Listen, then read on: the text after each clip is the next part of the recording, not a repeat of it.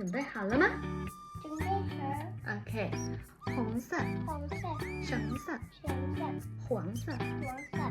绿色、绿色、蓝色、蓝色、紫色、紫色、粉色、粉色、黑色、黑色、白色、白色、黑色、紫色、紫色、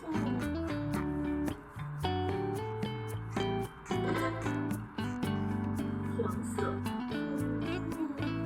蓝色、橘色、粉เปิดไปก่อน 绿色、 อันนี้ 白色、灰色、咖啡色、红色、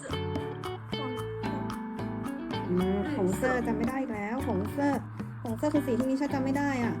จำได้ แต่นิชาชอบรสสีหงเซอร์มากเลย ไม่ใช่ชอบสีอันไหนของสันไหน อันที่เป็นสีรสของแมคควีนอ่ะหงเซอร์ เป็นมะเขือนี่ กดเลย 蓝色、 หลานเซอร์สีรสของไดโนโค